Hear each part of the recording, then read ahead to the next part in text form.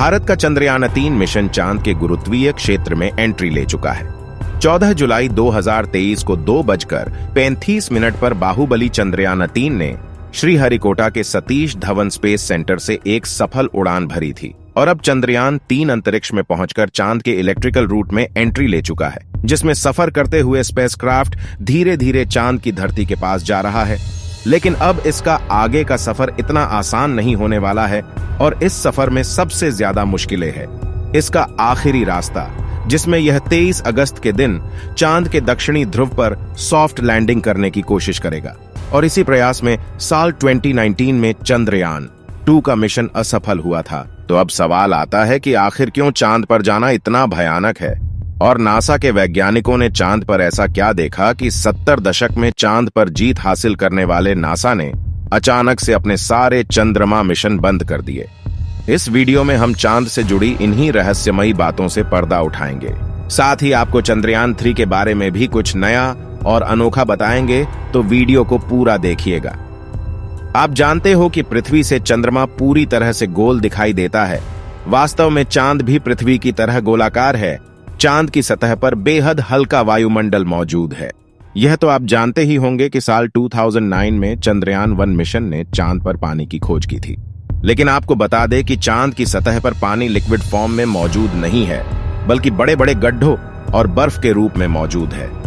साथियों, चांद से जुड़ी रहस्यमयी बात यह भी है कि स्विट्जरलैंड की एक यूनिवर्सिटी ने 29 साल के अपने अध्ययन में यह बात खोज निकाली थी कि चंद्रमा पृथ्वी पर रहने वाले लोगों की नींद पर भी असर डालता है।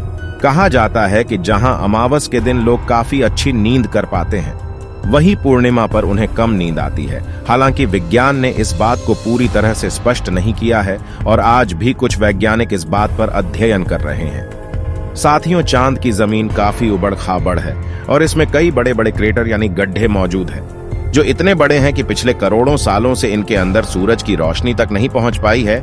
इनमें से सबसे बड़ा गड्ढा चांद के दक्षिणी ध्रुवों में मौजूद है। इस गड्ढे का डायमीटर 2500 किलोमीटर और गहराई तो इतनी ज्यादा है कि इसमें एक के ऊपर एक करके 10 बुर्ज खलीफा समा जाए। इस गड्ढे की गहराई 8.2 किलोमीटर के आसपास है और सोलर सिस्टम के सभी ग्रहों और ग्रहों में मौजूद गड्ढों में सबसे बड़ा गड्ढा है। माना जाता है कि चांद की धरती में पानी छुपा हो सकता है, और वह भी थोड़ा बहुत नहीं बल्कि पूरे 100 मिलियन टन। इसके अलावा यहाँ पर हाइड्रोजन, सोडियम, अमोनिया और सिल्वर जैसे मूल्यवान संसाधनों का खजाना मौजूद हो सकता है, जिसकी खोज करने के लिए ही चंद्रमा पर चंद्रयान-3 मिशन को भेजा गया है। साथियों, साल 1959 में रशिया के स्पेसक्राफ्ट ने पहली बार चांद पर लैंडिंग की थी, जिसके बाद अमेरिका ने भी कई चंद्रमा मिशन किए हैं और 20 जुलाई 1969 को नासा के अपोलो मिशन के दौरान एस्ट्रोनॉट नील आर्मस्ट्रांग चांद पर पहली बार कदम रखा था। जिसके बाद नासा ने कई मून मिशन किए थे और अपने कुल 12 एस्ट्रोनॉट्स को चांद पर भेजा। एस्ट्रोनॉट्स ऐसे व्यक्तियों को कहते हैं जो पृथ्वी के वायुमंडल से ऊपर जाकर यानी अंतरिक्ष में चांद पर जाकर रिसर्च करते हैं। लेकिन दिसंबर 1972 में अपोलो 17 मिशन के बाद नासा ने अचानक से इंसानों को चांद पर भेजना बंद कर दिया, जिसके लिए उन्होंने कारण दिया कि चांद पर फिलहाल ऐसा कुछ नहीं है जिसकी रिसर्च की जा सके। लेकिन कुछ लोगों का यह भी कहना था कि नासा ने असली कारण छुपाया है। नासा के द्वारा भेजे गए कई अंतरिक्ष यात्रियों ने चांद पर कुछ अजीब सी आवाज भी सुनी थी, तो कुछ ने चांद पर बनी कुछ अजीब ब्रिज और कूलिंग टावर जैसी रचना को भी देखा था। वहीं चंद्रमा की खोज में वैज्ञानिकों को एक सैटेलाइट जैसी रचना भी देखी थी और वैज्ञानिकों के मुताबिक इसका अपने आप बनाना नामुमकिन है। हालांकि नासा ने कभी इस बात पर आधिकारिक बयान नहीं दिया था, लेकिन नासा के वैज्ञानिकों ने कई बार यह कबूला कि चांद पर एलियन का बसेरा हो सकता है। फिलहाल यहाँ सबसे ज्यादा गौर करने वाली बात यह है कि यह सभी मिशन चांद के उत्तरी ध्रुव पर किए गए थे, जहां पर लैंडिंग करना चांद के दक्षिणी ध्रुव के मुकाबले काफी ज्यादा आसान माना जाता है। लेकिन साल 2019 में भारत के चंद्रयान-2 ने चांद के दक्षिणी ध्रुव पर सॉफ्ट लैंडिंग करने की कोशिश की थी और अपने इस प्रयास में चंद्रयान-2 का लैंडर विक्रम असफल हुआ था। लेकिन आखिर चांद का दक्षिणी ध्रुव इतना खतरनाक क्यों है? आइए जानते हैं। सबसे पहले तापमान की बात करें तो चांद के दक्षिणी ध्रुव में कई ऐसे बड़े बड़े गड्ढे हैं, यानी इस जगह करोड़ सालों से सूरज की रोशनी नहीं पहुंची। और सूरज की धूप न पहुंचने का सीधा सीधा मतलब है तापमान का ठंडा होना।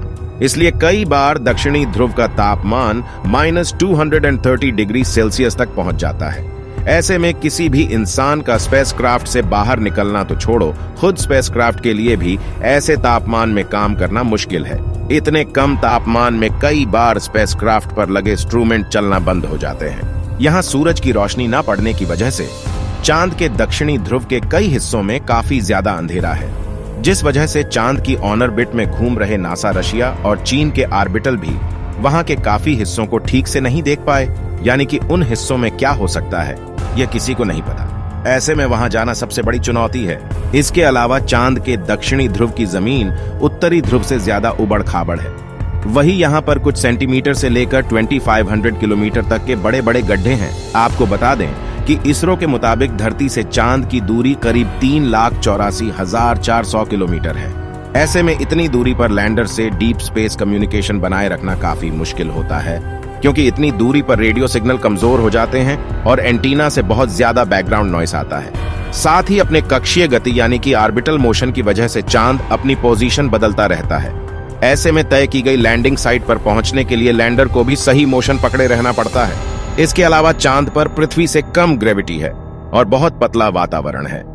साथ ही चांद के दक्षिणी ध्रुव में काफी बड़े बड़े पर और गड्ढे होने के साथ धूल उड़ती है और यह सभी कारण किसी भी लैंडर को लैंडिंग करने में काफी चैलेंज देते हैं। पिछली बार चंद्रमा की सतह से 2.1 किलोमीटर पर चंद्रयान-2 का संपर्क टूट गया था और इन्हीं में से किसी एक कारण की वजह से वह चांद की सतह पर क्रैश लैंडिंग करके तबाह हो गया था।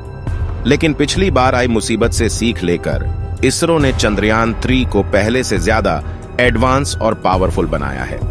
जैसे कि चंद्रयान-2 विक्रम लैंडर में 5 थ्रस्ट्स थे, लेकिन चारों तरफ सही संतुलन बनाए रखने के लिए चंद्रयान-3 के लैंडर में बड़े और एडवांस चार्ज लगाए गए हैं। इसके अलावा इस बार के विक्रम लैंड में लेग्स को बड़ा और मजबूत कर दिया गया है। साथ ही इसकी फ्यूल स्टोरेज कैपेसिटी को भी बढ़ाया गया है। वहीं उसमें लगे कम्युनिकेशन डिवाइस भी एडवांस तकनीक का इस्तेमाल कर रहे हैं, जिससे इस बार लैंडर इसरो से संपर्क न तोड़े। और सबसे जरूरी बात कि सॉफ्ट लैंडिंग सीक्वेंस को भी काफी हद तक सुधार दिया गया है। इन सभी बदलावों से चंद्रयान-3 लैंडर हो चांद की सतह पर सॉफ्ट लैंडिंग करने में आसानी होगी। साथ ही उन सभी बदलावों को टेस्ट करने के लिए सिमुलेशन चलाकर विक्रम लैंडर की हजारों बार टेस्टिंग की गई, जिसमें तापमान में उपकरण चल रहे हैं कि नहीं उनकी जांच करना, लैंडर के पैरों की मजबूती टेस्ट करना, कम ग्रेविटी में टेस्ट करना, उबड़ खाबड़ सतह पर लैंड करवाना और इसके लैंडिंग साइट यानी चंद्रमा की धरती पर उतारने की जगह इसको भी पहले से ज्यादा बढ़ाकर पहले से ज्यादा किलोमीटर कर दिया है। और यदि सब कुछ प्लान के मुताबिक रहा तो 23 अगस्त के विक्रम लैंडर को चांद की सतह पर लैंड कर दिया जाएगा। अगर चंद्रयान-3 ने सफलतापूर्वक लैंडिंग कर ली तो भारत पहला देश होगा जिसने इतनी भयानक जगह पर लैंडिंग करवाई। चंद्रयान-3 के सफल होने की दुआएं आप कमेंट बॉक्स में करते रहें। दोस्तों, इस वीडियो को यहीं पर खत्म करते हैं। इस वीडियो को एक लाइक जरूर करें और अपने मित्रों तक इस वीडियो को शेयर करें ताकि उन्हें भी अपने देश की सफलताओं की जानकारी मिल सके। और चैनल को सब्सक्राइब जरूर करें और बेल आइकन को ऑन कर लें। मिलते हैं किसी और नॉलेजेबल वीडियो के साथ। वीडियो को पूरा देखने के लिए धन्यवाद।